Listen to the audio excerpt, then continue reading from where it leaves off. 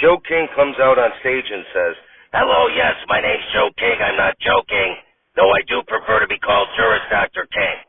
So yes, I'm on my current venture to try to become more politically correct, and therefore I look for stories to help me freshen up in that regard. To that end, I wanted to talk about Black Lives Matter activist Ziana Bryant, who has been hired by Dove, the soap company, to promote, quote, fat liberation. To help me discuss fat liberation, we are going to have Saturday Night Alive's Chris Farley come out. Chris Farley walks out on stage. Applause, applause, applause. King: "Thanks for joining me to discuss fat liberation, Chris." Farley: "Well, sure, but why'd you ask me?" King: "No reason. Anyway, Miss Bryant, the pleasantly plump activist, said she is committed to keeping the voices of marginalized people, such as Black, Indigenous, and Latinx people who exist in fat bodies, at the forefront of our visions for liberation and change. Now, I know what Black and Indigenous people are. What the hell are Latinx people?" Farley: "Latinx is a gender-neutral term used to refer to people of Latin American origin or descent. You know, instead of Latino or Latina." King: "I see. I'm learning more about this brave new world every day.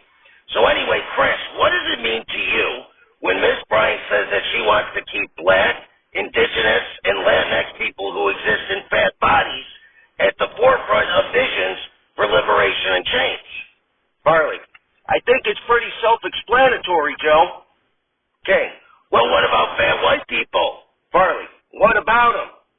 King: "Well, shouldn't she be sticking up for all fat people, not just Black, Indigenous, and Latinx fat people?"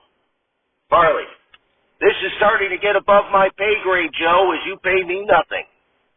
King: "Well, I'm all for fat people's rights, but there's plenty of fat white people who may want to buy Dove soap as well, as fat white people need to shower too. So I hope Ziana doesn't forget about them."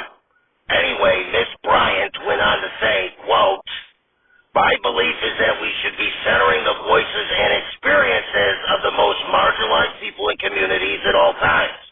So when I think about what fat liberation looks like to me, it looks like centering the voices and the experiences of those who live in and who maneuver through spaces and institutions in a fat body."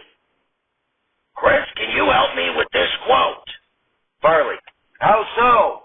King: "Well, she said that we have to center the experiences of those who live in and maneuver through spaces and institutions in a fat body. Is she saying that we literally need to make bigger spaces for these people?" Farley: "These people? What do you mean by these people?" Okay, now hold on a minute, Chris. I have a bit of a dad bod myself.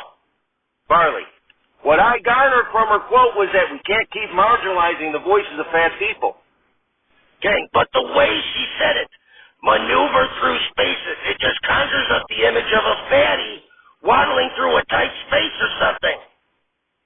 Anyway, she went on to say, quote, "It looks like making accessible spaces and having conversations that are aware of the fact that people have different bodies and that they are interacting with space and people and institutions and communities in a different way. So she brought up accessible spaces." Farley: "Uh-huh. Okay, now I don't mean to insult you, but you were a bigger guy. Do you think we need to make, quote, spaces more, quote, accessible for fat people?" Farley: "I'll say this. Two-door cars do not have nearly enough room in the back seat for my people.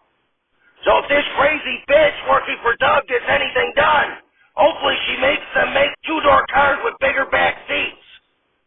King: "Judging by Miss Bryant's Instagram photos, she appears to have a pretty big back seat herself, if you know what I mean." Farley: "Oh yeah, she's fat as fuck, all right." King: "Okay, very good. Now, did you ever feel marginalized by society because of your weight?" Farley: "Sometimes." King: "How so?" Farley: "Well, I don't know. People look at you funny and stuff."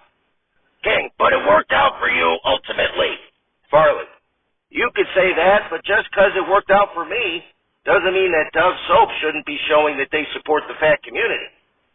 King: "God, I'm starting to picture some poor tiny bar of soap getting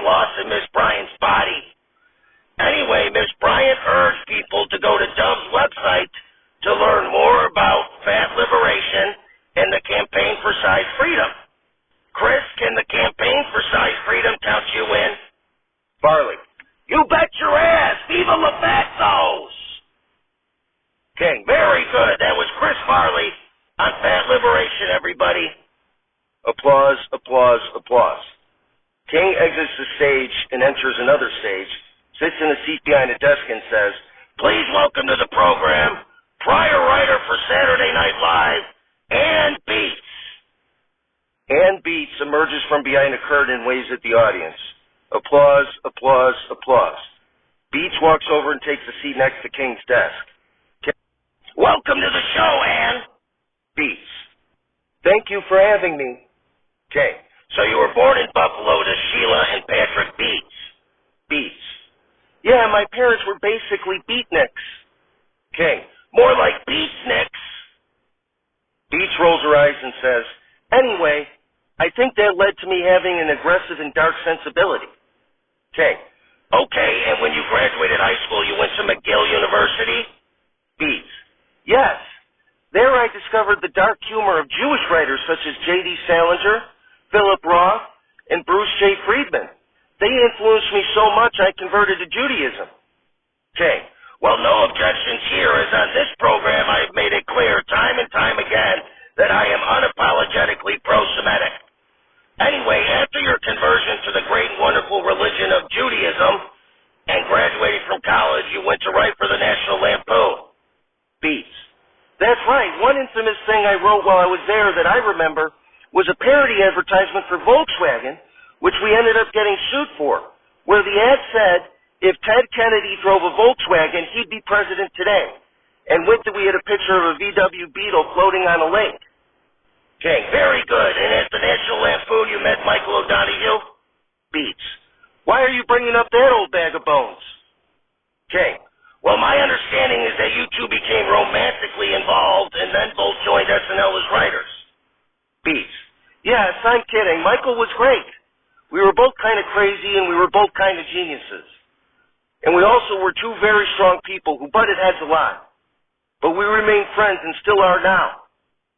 King: "Now, when he was a guest on this show, he referred to you as his, quote, cum dumpster." Beats: "Sounds like Michael." King: "Very good. Now, after that, you joined SNL at its inception as a writer. How was it there?" Beats: "It was pretty much any adjective you want to throw at it, but I had a great time at SNL. It was an amazing experience to be a part of a show that was so groundbreaking and innovative. I learned so much from the other writers and cast members, and I made some lifelong friends." King: "Very good. And how was the challenge of writing for live television for a brand new show?" Beats: "It was a thrill to see your sketches come to life in front of a live audience. And it was also a challenge, because you had to be on your game all the time. There was no room for error." King: "Very good. And you won an Emmy during your time on the show. And in 2000, you won a Writers Guild Award for Best Comedy Variety Show for your part in writing the Saturday Night Live 25th Anniversary Special." Beats: "I'm very proud of those, yes." King: "Okay, and after you left SNL, you created the CBS sitcom Square Pegs." Beats: "Yes, I was proud that I hired a staff of 5 women writers, believing they would be best able to voice the experiences of a teenage girl, which the show revolved around. But the network compelled me to include a male writer to connect with the broader audience. I wish we had been given more of a chance. We only got 1 season, but it was a lot of fun."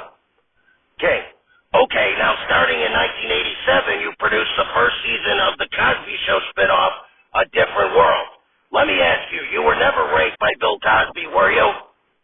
Beats: "Thankfully, I was never alone in a room with them, so no." King: "Very good. Now, before I let you go, what do you think of the current writer's strike?" Beats: "I just hope they get what they want, and soon. That they get a fair cut of the residuals from streaming, and that AI is regulated." King: "Very good. And as soon as the writer's strike is over, we hope you'll join us as a writer for Saturday Night Live." Beats: "I'd be happy to, thank you." King: "And Beats, everybody." Applause, applause, applause. King: "That's all the time we have for this show, but tune in the next one where we interview another deceased guest. Until then, I'm Joe King, and I'm not joking.